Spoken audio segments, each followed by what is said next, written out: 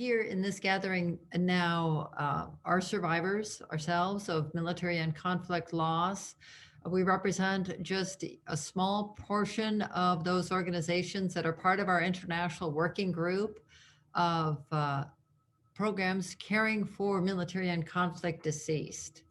Our sessions are recorded, so other delegates may take advantage of the learning opportunities that we have available, and we will have those posted shortly as soon as we can edit and package them appropriately. But we're excited about that. I'm very grateful that each of you are here with us for the presentation this morning. We're going to be learning more about the Shared Studios portal. This is a program that TAPS International has partnered with now over the past 2 years. It has given us an opportunity to expand our reach and to come really face to face with partners around the world. So I'll turn the program over now to Augustine Achu. He is the curator of the TAPS portal in Washington, D.C. Augustine, thank you so much. Thank you, Bonnie, and hi once again to everyone. My name is Augustine Achu, and one of the things I do for TAPS International to support the program is as a portal curator of the TAPS portal here in Washington, D.C. It's my pleasure to share my experience with Shared Studios as it relates to giving voice and bringing survivors together, be them families of those that lost, that served in the military, freedom fighting, or however it is in a conflict area. So what does the Shared Studio, what is the Shared Studios all about? So the Shared Studios is an idea that came into life and became an organization, became a movement, became a massive institution that is trying to create a meaningful human communication, human connection between people separated by distance and difference. It brings communities together in an immersive space to talk and play, share ideas and collaborate, and try to break the bounds and the stereotypes and the single stories we know about one another in order to create that unity and community. All these things happen in one high-tech, great audiovisual room that creates this experience of being in the same room. The idea is to imagine a world where people intentionally engage with one another, people that doesn't look like them, people that are not exactly who they are, people that are in different cultural settings, in different uh, uh, uh, uh, geographical location. They intentionally come together to engage, to be able to share a source of creativity, positivity, and strength, and to encourage one another. So in this little introduction that I've given, one thing is very obvious. Shared Studios is a people business. It's a people-centered idea, you know. And when you look at the the left hand of your screen, you see a gold painted shipping container. Don't mind that it's in the Arctic. The idea is just to give you the sense of, bringing life into even the most uh, uh, uh, I would say uninhabited area of the world. It's just to bring light into our mind and to bring different ideas and creativity into our mind.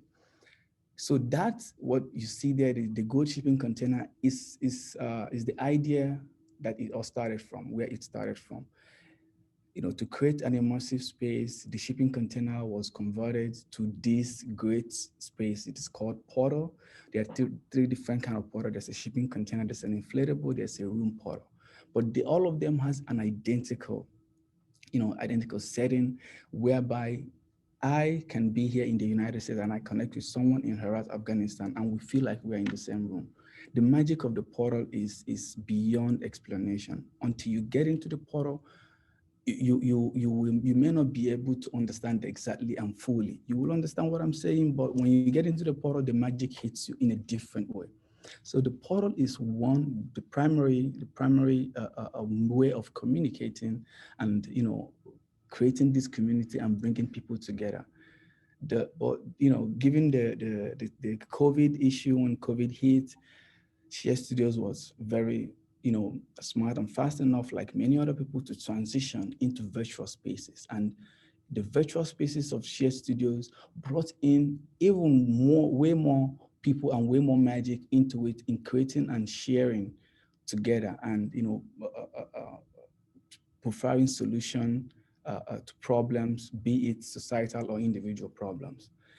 The third that I want to talk about at Shared Studios is the network it has created. And under these networks are different people of different backgrounds, people of different academic, cultural, and social backgrounds.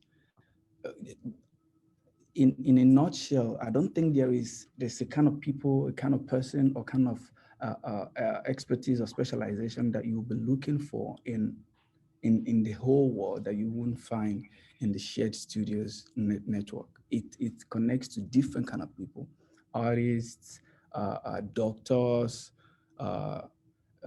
dancers, and whatever thing it is. It has a wide range of people contributing, both as guest contributors, as curators, as facilitators, doing different things across and around the world. It has organizations just like TAPS is partnering with Share Studios to make known its aim and its goal, and share this story and share what we're doing here at TAPS. It brings in different organizations who are in different endeavors, walks of life to service humanity. And it also, Share Studios also supports different innovations. As we'll be hearing later in this presentation, we'll be hearing from Brandon, who is going to tell us, looking at Share Studios today, what Share Studios is today and what is going to be tomorrow. There's a lot of innovations that the Share Studios organization and movement is supporting. So one thing is common among all these things that I'm saying: the people business, connecting communities, connecting ideas, sharing culture, and building this global village where you just enter one portal, be it a container, be it an inflatable, be it a room, you'll be able to meet someone that doesn't look like you.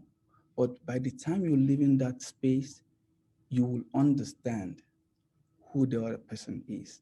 You can be able to break the stereotype and break the single story. I want to show us a quick 3 minutes video. After this video, you start to understand exactly what I am saying about creating this community and building this great global village.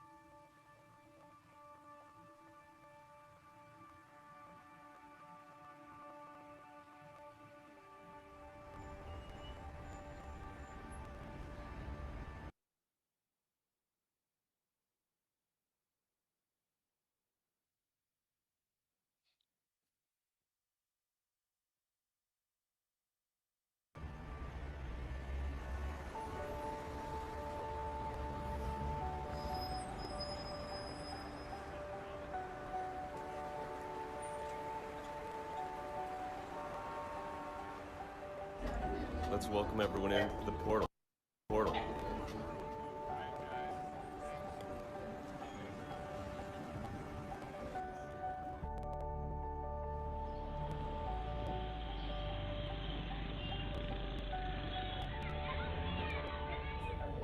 The camera is there. Is that's small? That's small. Yeah, that's small. Okay. Can they see us? Hello. Yes, everybody. Wave. Hello. Hi, my name is Harti. My name is Pero. My name is Sam. My name is Kabengera. Most of the food that we eat in Rwanda, they are fresh from the farm. So this is cassava, and then stew meat, sambusa, and chapati. We also have some sambusa here. I have a question. Is it true that when it rains, everything stops? There is two things about Rwanda that you learn. People are not scared of cars, and people are scared of rain. What is your expectation when you come to Rwanda or to Africa? The genocide is the only thing that I saw on TV. Like, that's the only way the country is represented. We're having a normal life as people from USA. We go to work from Monday to Friday. We go to parties. For me, America is about diversity. Where people are able to have dreams come true. Trump was elected. We hear about him telling people to go back to their countries. There is a lot of racism hidden in America. The people who are at this table right now care a lot about other people. I've heard that women have led Rwanda's economy the last 10 to 20 years. They come with this perspective that if a woman can grow and organize the home, she can be able to lead the country. So you should come down and come to visit and see how good we are. I think we would love that. Yeah. I just wanted to show you New York City here. Yeah, go ahead. Wow! Say hi to them from Rwanda. It was a pleasure meeting you guys. Thank you, guys. Thank you, man. Thank you for the connection. Thank you for sharing food with us. Bye.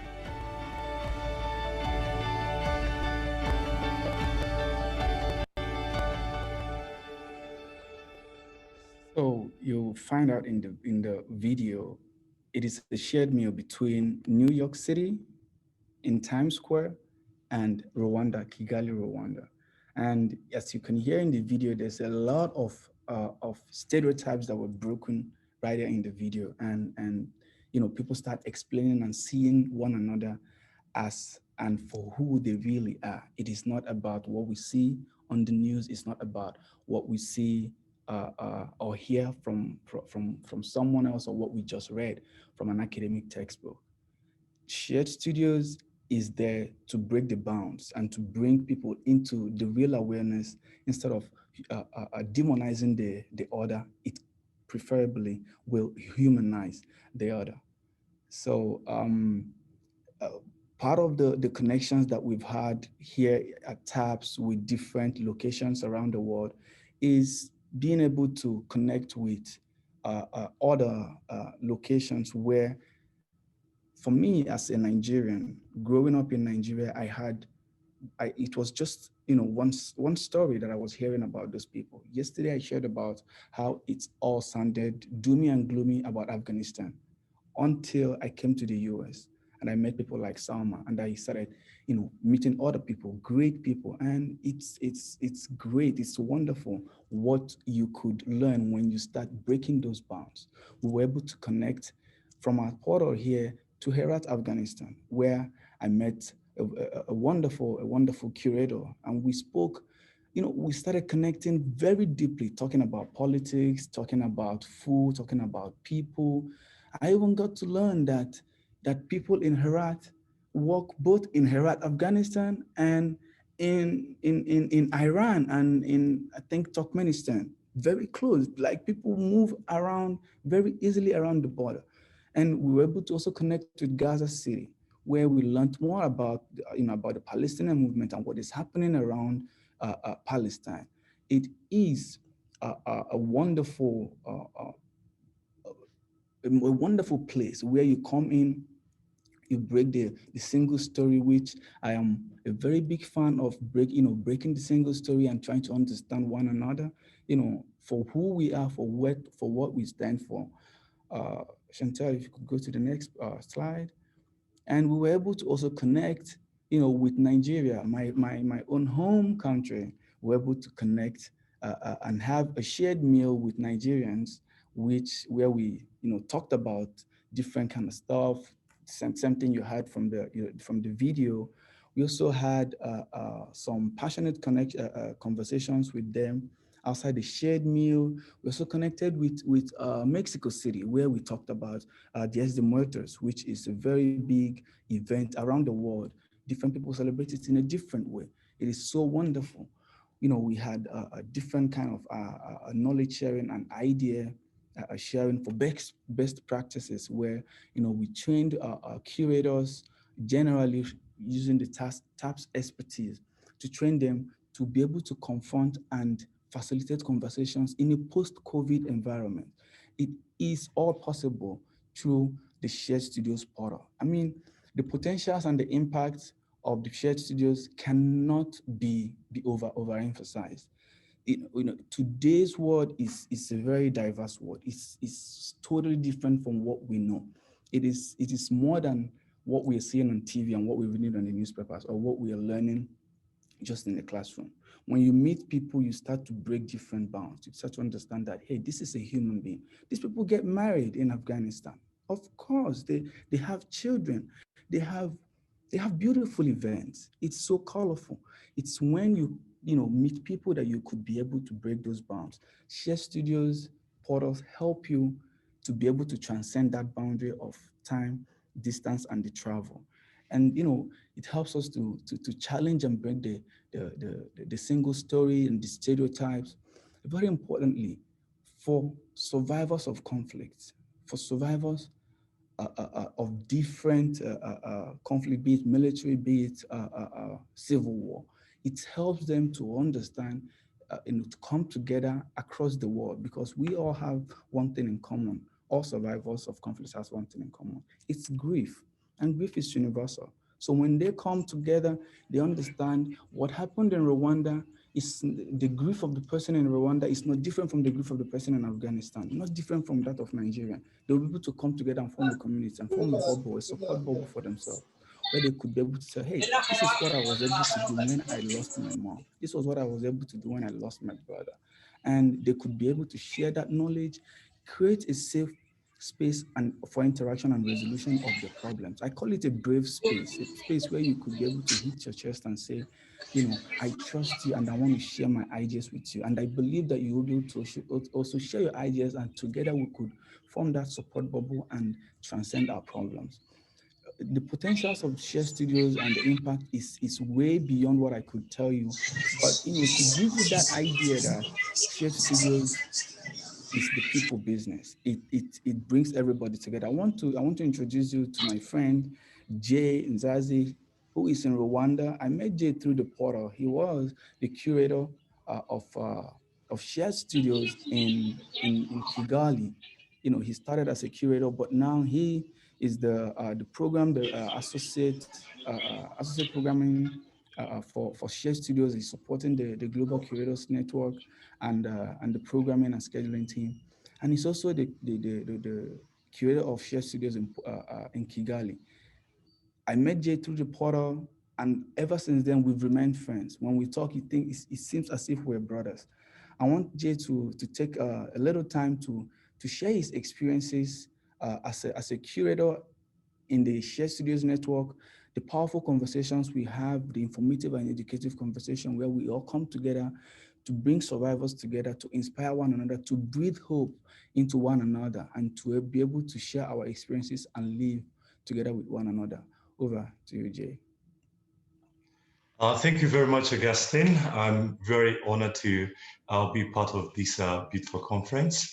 I always sorry, like. Jay, I think your audio is we can't hear you. Hello, can you hear me? Not I yet. can hear him. Can you not hear him, Augustine? Hello, 1, 2, 3, check. Hi, everyone. I still cannot hear you, Jay. Yeah. Am I the only one that can hear him? I can hear you. Yeah, we can all hear him except for you, Augustine. Jay, can you try again? Hello, Augustine. How are Yes. you? How's your morning? Yes, I can hear you. Go ahead. Okay. Yes, thank you very much. I was just saying how I'm really honored to be part of this beautiful conference. I was also saying that I always find it very difficult to speak after a great speaker like yourself, Augustine. And what's making this even more difficult is that I'm speaking next to my mentor, Dr. Brandon Federa, who is an amazing speaker, and all of you beautiful people. As a curator in the portal, I'm always happy when I meet people from different countries like this, and I always try to learn one or two things from them. I see Mr. Bonjour Claire. I think I heard that she comes from France. There is Mr. Charis. Abalizako, Charis, Crispus, Abaliza Subui.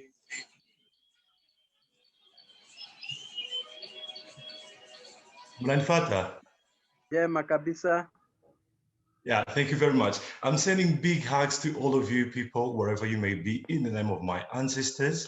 I am happy to be here again to share with you about the beautiful potentials, the work of the porters.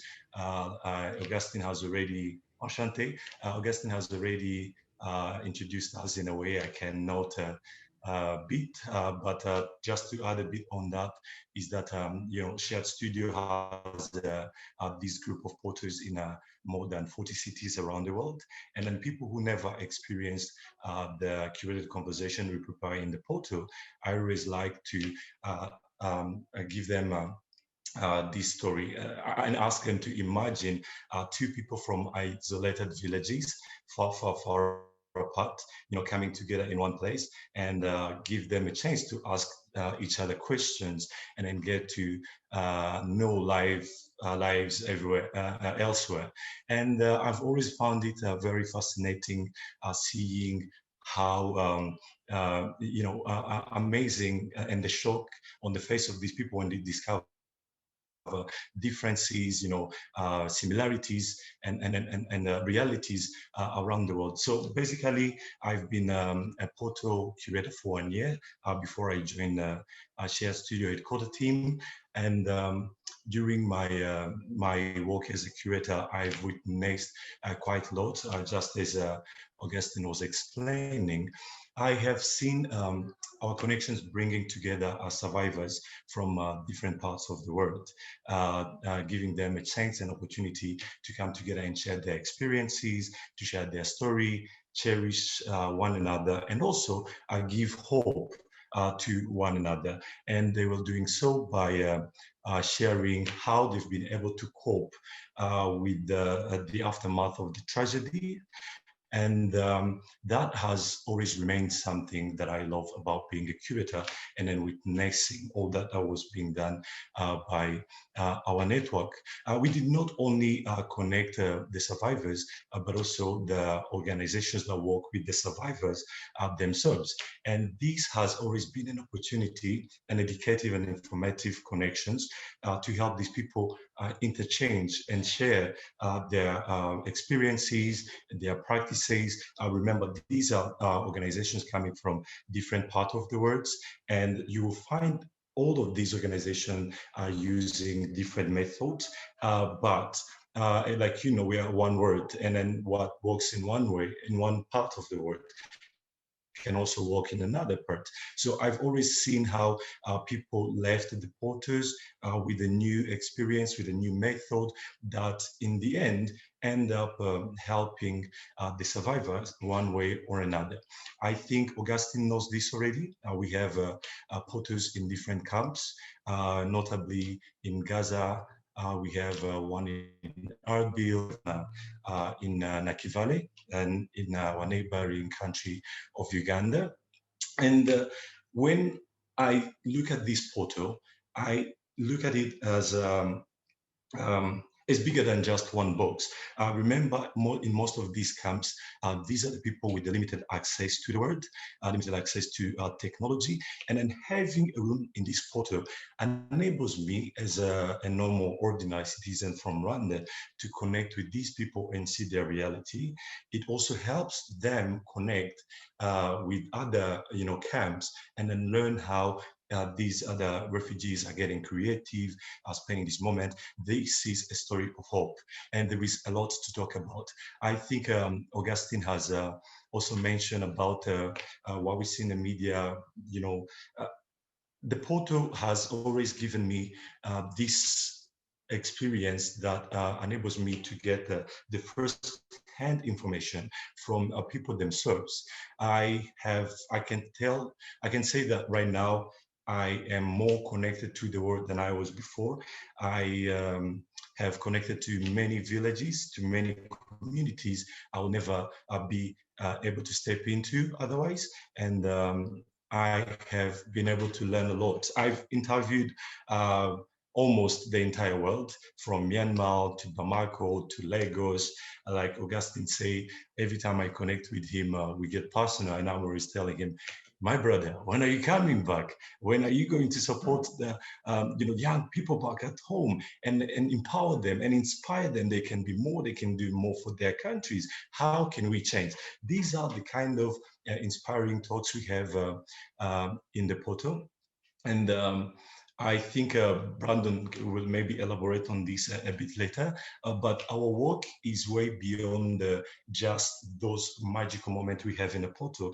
Right now, as I speak, I am knocking doors to different associations here and there, trying to connect them to TAPS. These are the associations, local associations in Rwanda that are working to help survivors.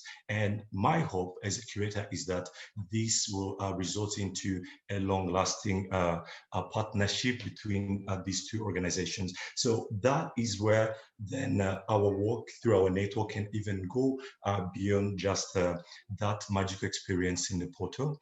Maybe without taking much of this time, I would want to welcome Brandon Fidel maybe to later elaborate on this. I think and I hope I've shared enough, but feel free to ask me more questions, Augustine.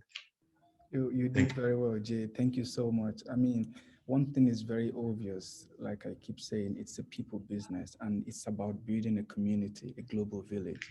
And like Jay said, it's not just in the portal. We creators, we go beyond the portal, doing the community outreach, bringing people together, students, arts class, professors, whatever thing it is, we facilitate everything that we can think of in the portal. So, like Jay mentioned, I have another friend who I also met through the Global Curators Network. He is actually our manager from the other end. So it's Dr. Brandon Federer. He's going to be telling us, what Share Studios has done so far and where Share Studios is going. All these things sounds great, right? But you're about to get your mind blown when you know where Shared Studios is actually going, because it is not just the portal, it's not just bringing communities together, it is way more beyond that. It is about innovation, it's about building, making sure that we are all in the same page, almost doing everything together, enhancing innovation in every way that we can. Over to you, Brandon. Yeah, thank you, Augustine, and thank you everyone for joining and for having us. I'm the director of global community for Shared Studios. I actually started as a curator myself. I curated in a number of different portals around the world, and then came on full time a year ago to help support our global network. One thing that I want to say is, this started as an idea, as an art project. Amar Bakshi and Michelle Mokhtader, the founders, built the technology in a shipping container in Amar's backyard, much to his parents' chagrin. And the first portal was between New York and Tehran. And it was going to be a one-off thing. It was just this, both Amar and Michelle were journalists. And one of the things they missed most about being journalists was not the interviews they did with dignitaries, but the random conversations they had with everyday people on the streets of the countries where they did most of their work. So Michelle was mostly in Iran, and Amar was mostly in Bangladesh and in Pakistan. And so they just wanted to connect everyday people. And one of the things that happened in that initial portal conversation is people started to light up. They started to dance. They started to share things with one another that we never expected they would share. And from that, Amar and Michelle realized that there's some sort of magic here when you bring people face to face, full body, into an immersive experience that allows them to actually connect and feel the humanity of somebody else. So From that, we now have over 25 containers or over 40 containers in 25 countries around the world. We brought together all sorts of organizations and groups of people to break those, as Augustine was saying, the single story, to challenge stereotypes and really to humanize one another across distance and difference. One thing that happened this year was that suddenly people don't want to walk into a small shipping container with other people. COVID-19 really forced us to one of the things that mostly attracted people to the portal was the life-size technology and was the container itself. And so without that container, at the beginning of the year, we were really forced to turn inward and say, what is it that we really do? Is it this container that is our business, or are we in the business of, as Augustine said, of bringing people together in conversation? And so the portal will always be a central part of what we do. The life-size technology really does. I wrote my doctoral dissertation on the portal. It creates an atmosphere that's conducive to really humanizing people while holding them accountable to one another as you look one another in the eye face to face. There's something really magical about that technology, and anyone who steps into a portal, I think, understands that magic. But at the base of what we really do is that we bring people together for transformative conversations. And what you need for that is the technology is not as important as the people you actually bring into the room.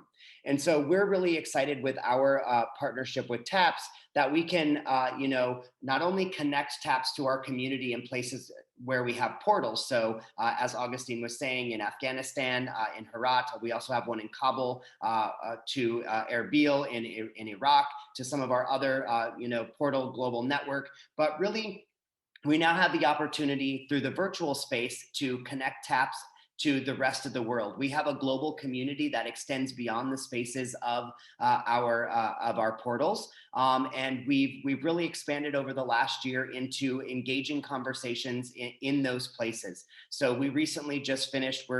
Tomorrow we're finishing off a series of conversations that we did, sponsored by the United Nations Department of Political and Peacebuilding Affairs, where we brought together 5 countries, Rwanda, Uganda, Afghanistan, Iraq, and Bolivia, to talk specifically about community-based peacebuilding efforts. So what can the UN learn by actually talking to people on the ground who are engaged in peacebuilding and community-based peacebuilding and reconciliation efforts? And we've been able to pull insights from each of these conversations, really looking at the unexpected ways that people engage in the peace building process. So through art, through technology, through community building, through women's empowerment.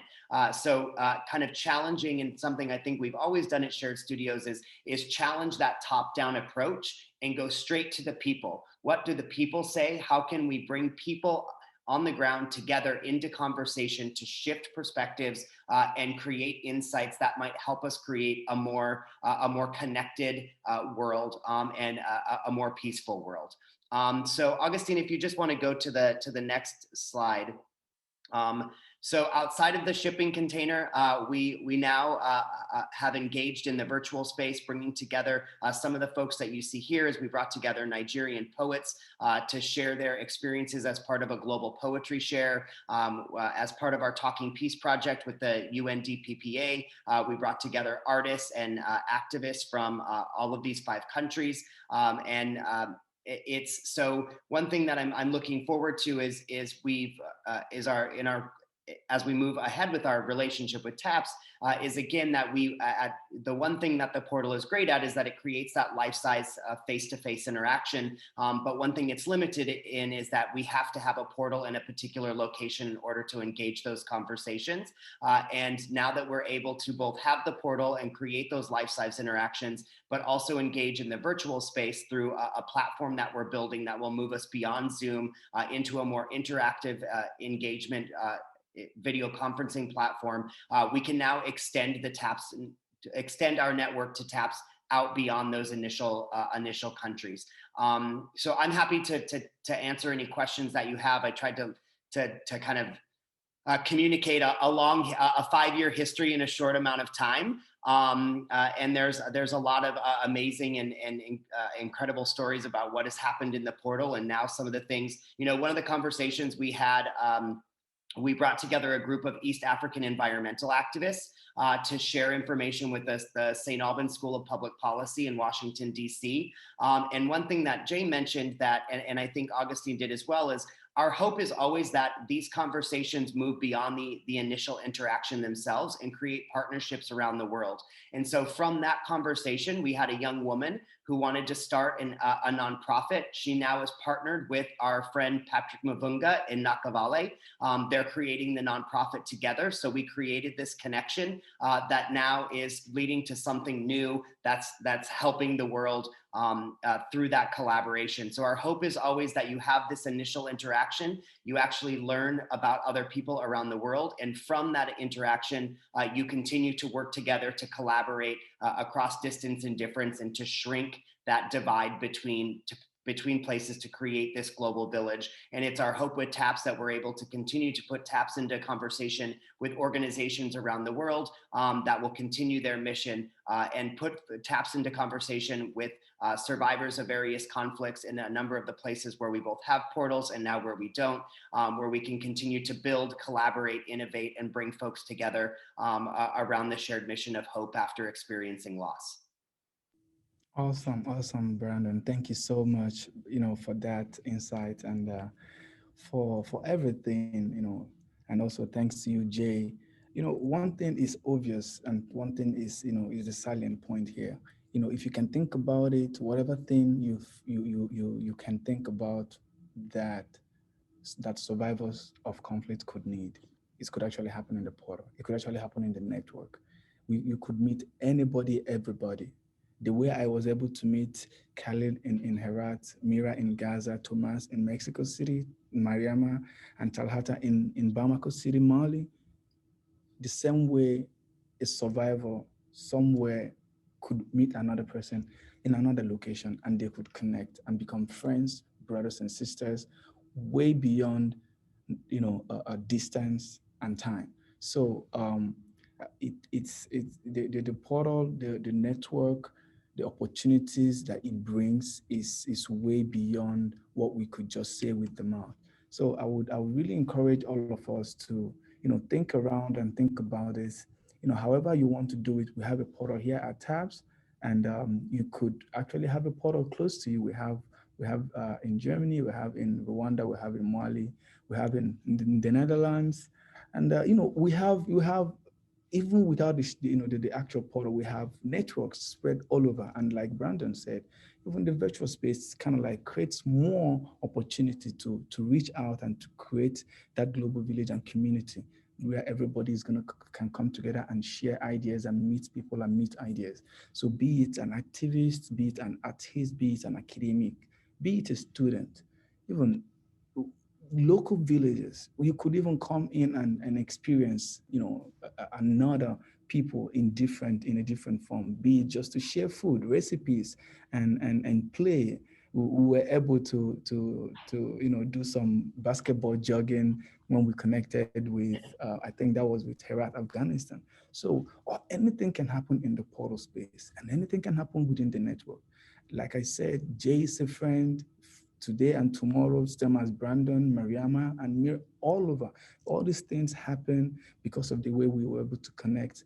And don't worry about, can they be able to break the bounds? Just like Brandon said, by the time you see someone in a full size and you see that there's nothing breaking, holding you from, telling the person how much you feel about him or her, you find out that those bounds starts breaking, and we start sharing the real story. We start understanding and humanizing instead of demonizing, and starting to break the single story and be full and be one and understand and build that community that transcends time and distance.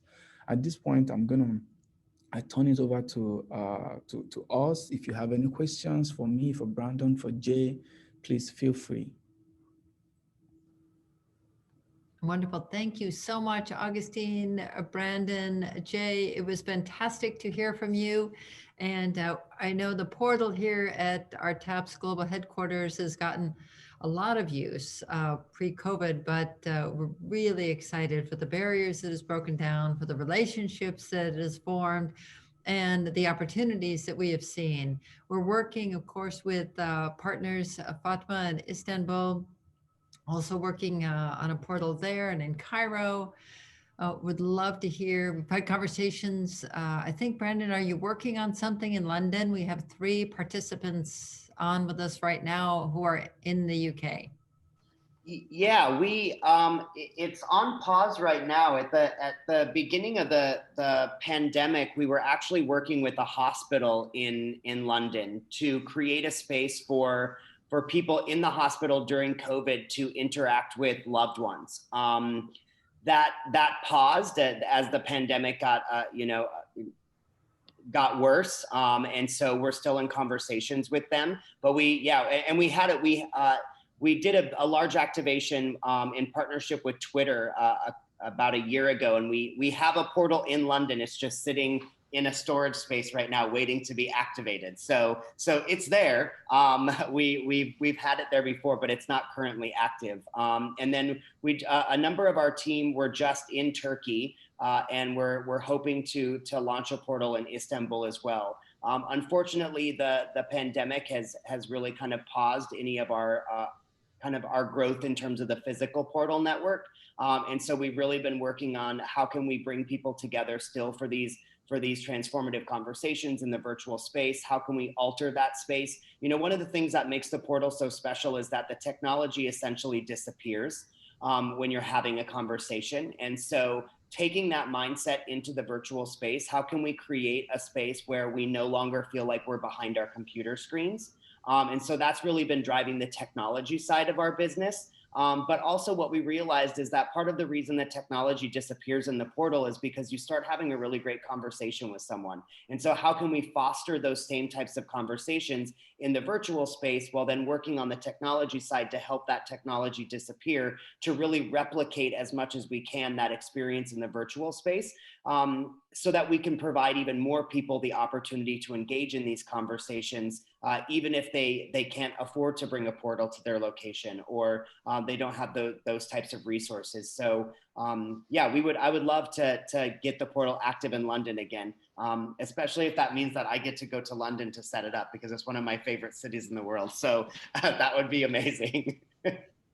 Fantastic. Well, just count us all on this line today as supporters and enthusiasts. And I would love to hear other questions from any of you. Claire? Yeah, I had a few questions. I know we probably don't have too much time, but first and foremost, I thought it was very, very interesting. I, of course, working with TAPS, I'd heard about the shared studios, but to actually kind of delve into it a little bit more and kind of learn about it was fascinating. And I just had 2 different questions. One, Brandon, you talked about writing your entire doctoral thesis on this. This is very fascinating. And you kept talking about this life-size technology. So my first question is, in very layman's terms, if you could talk a little bit more about how that technology works and how it's enabling people like you were talking about who have very limited access to maybe internet and all that, for it to work. Like how does it happen? Is it like typical Wi-Fi, or is it something much more complicated than that? And then the second question I had is, what do you think enables people to go beyond what you refer to as that initial conversation and to really have in-depth contact with one another and connection? I think you talked about it being maybe a life-size technology, but I wondered if it was even more than that. Great question, and I think it is more than that. In terms of the technology, it depends on the area. It might be a Wi-Fi connection, it might be an Ethernet cable. We work in some of our in areas that have where the internet access isn't quite as strong. We work to help support those areas to provide better internet access. Whether that differs in every country. Sometimes it's purchasing data. Sometimes it's a modem. It really kind of depends on the area. The technology itself, and this is actually something we're working with a company that is working on cancer drugs, and we're really perfecting the life-size technology right now, so that we can move the portal out of right now, in order for it to really work, you need to be in an enclosed space. Because of the light that might hit the screen, et cetera, because it's essentially a screen with a camera in the middle. You just barely see the camera because it's kind of right there in the middle, and you're focusing in on, and we have the camera technology and the way that the projector's set up, so everybody is their actual size. So it feels like you're standing in the same room. But we're working, we actually have a team in Colorado right now working with this organization to build out our screen so that it can sit in any room with whatever light, so that people can start collaborating across time and space. And so this is specifically for this company to collaborate with their other partners around the world to work on cancer research as if they were in the same room. But ultimately, it's going to then improve our portal technology to bring other people together. So that's kind of the technology side. But I really want to, I think your second question is really important.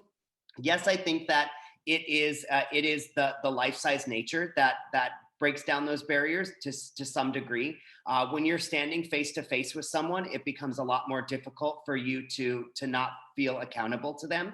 I'll never forget a story that our curator in Dallas actually said. They were connected to Herat, Afghanistan. And he was, as the curator in Dallas, Matthew, was standing outside of the portal, and he invited somebody in. Could you please come in? And you know, we're having a conversation with Herat. Do you want to have a conversation with Herat?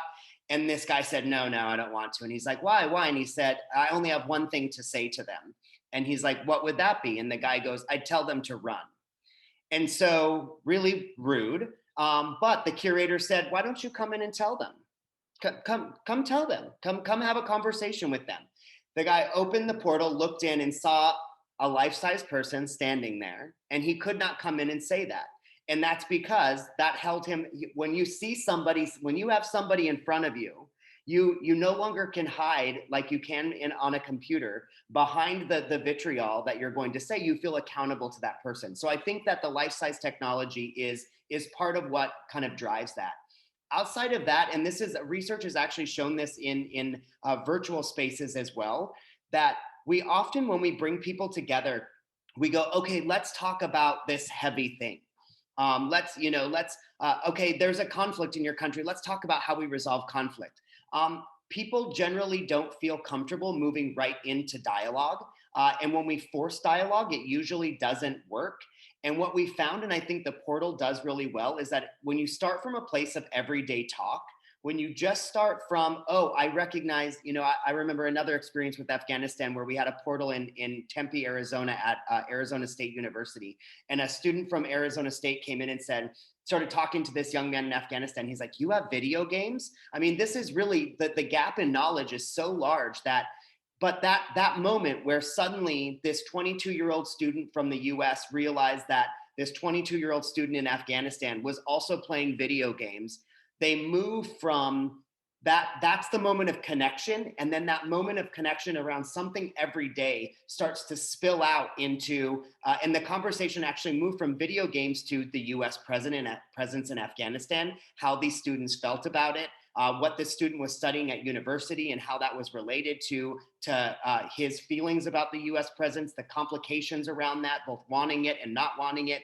And they ended up having this really intense conversation, but it started with simply recognizing that they both like video games, right? So I think that it really, the portal is a demonstration of the way that if you can just engage people in everyday talk, you humanize one another and you're not forcing them to try to figure something out. They'll start to figure it out on their own as they start to engage in the shared humanity that they have between one another. Oh, Brandon, this was amazing. This was such a brilliant introduction. So lots more conversation to come. I know in our Shared Studios portal, when we had the conversation with Herat, it was just instant connection. And you're right. We said, wait a minute, what? You're wearing an Apple Watch? Like what is happening? And then people had their cell phones in their hand, like we all do. And we're like, wait, is that like Samsung? Is it Apple? What do you? And it was really, really exciting. So this is a wonderful opportunity for all of us. Look forward to expanded engagement. Augustine and Jay, thank you so much for your work as curators, for your work in developing this program for all of us. And we will be the better for it.